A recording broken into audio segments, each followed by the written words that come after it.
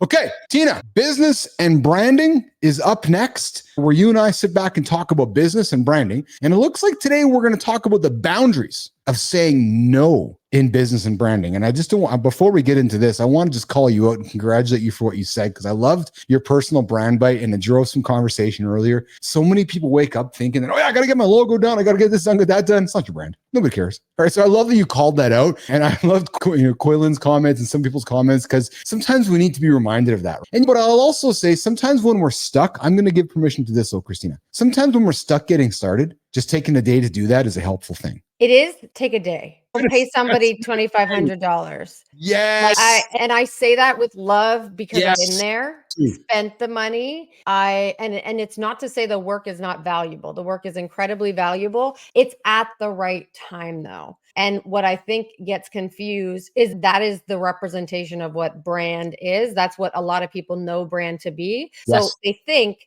they're making the right step. They think, okay, that's what I need to do. I need to name my company. I need to figure out what my logo is.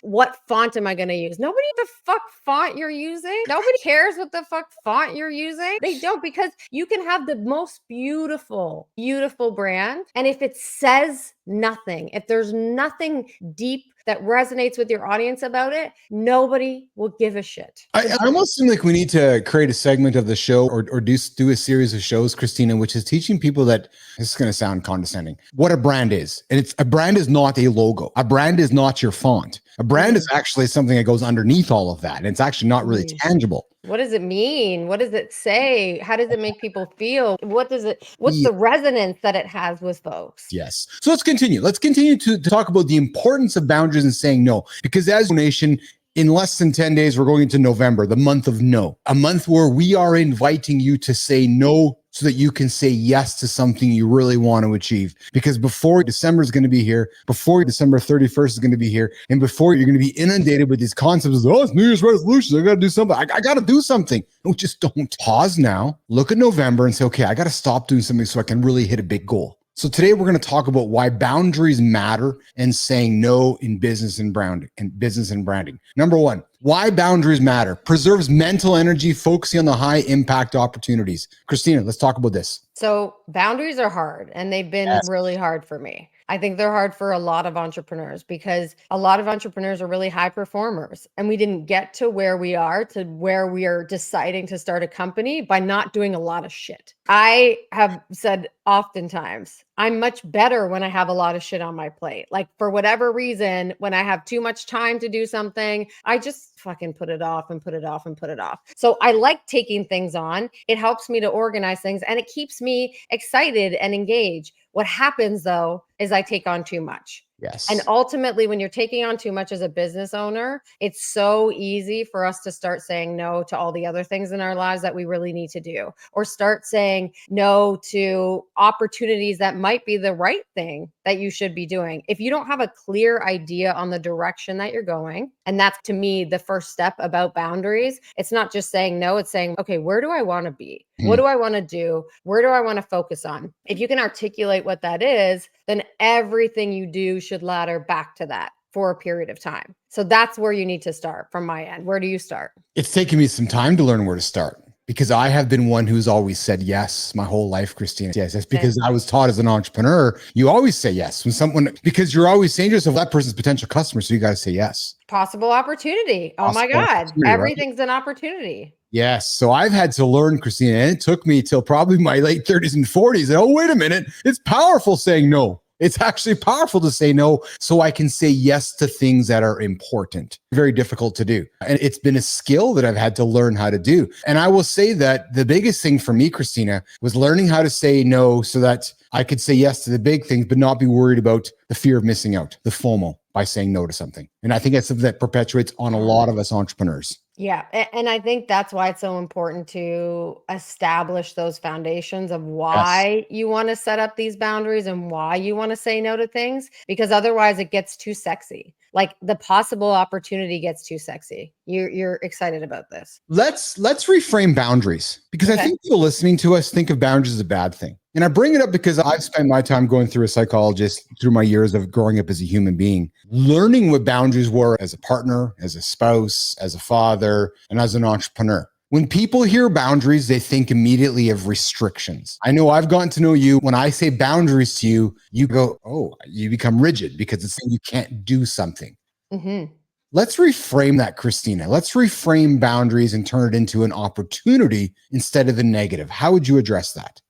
Just with what I was saying, what is addition by subtraction is Yeah. something, those moments throughout your career where people say something. One of an old executive I used to work with in sports said it one time and I was like, whoa, like I was fucking high or something. And he said the most prophetic thing, but I had never really contemplated that idea of you are going to add so much more opportunity if you subtract all of the bullshit. And oftentimes that's the hard part. So having a clear idea on your why, on why you want to set boundaries, why they're important, because you want to focus on XYZ. That's the first step. And then you've got this really clear idea and vision of, okay, I need to assess everything that comes up, all opportunities that come up against those foundations that I've set. I need to say, okay, I've learned. I don't say yes on the spot ever anymore because I don't say no on the spot ever anymore. I tend to say, I need to take that back. I actually don't know anything that's in my brain. I can't trust my brain. I need to take it back and I need to actually look at what I've got down. And then I have this safe space to be able to assess it against what I'm trying to do without feeling badly about potentially disappointing somebody else, which is a problem for me. So I take it back and I say, I can't answer anything on the spot. And then when I go back, what I've been doing that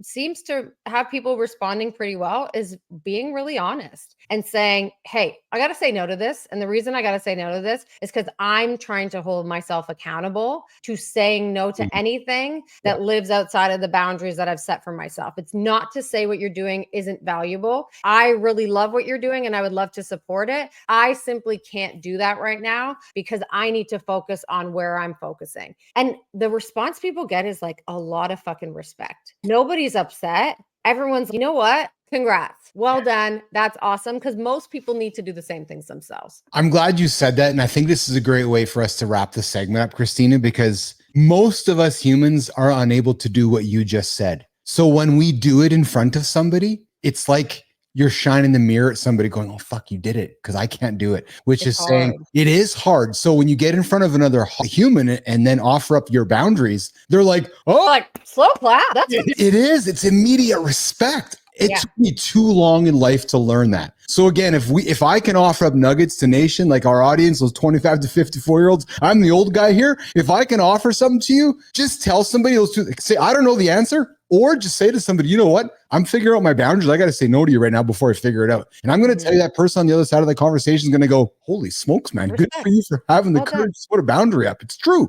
It's really true because most of us want to say yes. Most of us want to please the other person. And when we put a boundary up, that usually equates to disappointment. So if we can flip the script and say, you know what, Christina, I don't know if I can do that right now because I got some boundaries up. You're going to go, holy smokes. He's actually saying no, but he's actually saying yeah. He's giving me a reason. And I respect that. And what you're trying to not do is disappoint them. In reality, what you're saying is you are more important than me. You are more important than my family. And that's been something like my wife had to call me out on it and be like, why is it so critical for you to not disappoint anybody else that's asking you for something? But in the end, you're disappointed. I'm disappointed. The kids are disappointed. Like, why the fuck is everyone else more important than us? And that's something I've had to think about. It goes back to what we talked about at the beginning of the show with Michael Konetsky and scheduling your calendar, right? Erin sits down with you and she says, Christina, I'm looking at your calendar and there's no time for you and me in it. Your time's with everybody else. So Christina, why haven't you put boundaries around your calendar so there can be time for Christina and Erin? You're like, oh, I never even thought about that. It's the same mentality.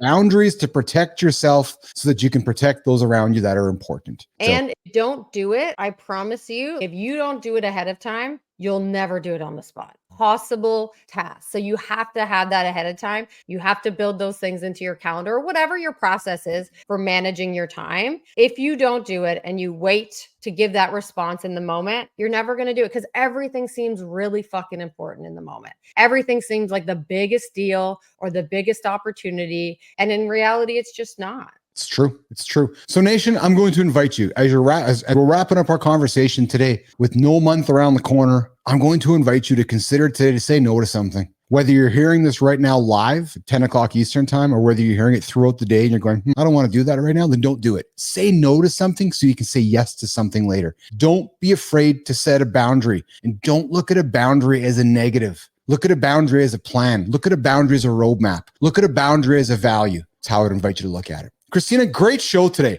Over 1,200 people showed up. Great conversation, great dialogue, and the momentum doesn't stop. Tomorrow, MC Bork coming to join us. We're going to talk about creating your most awesome self.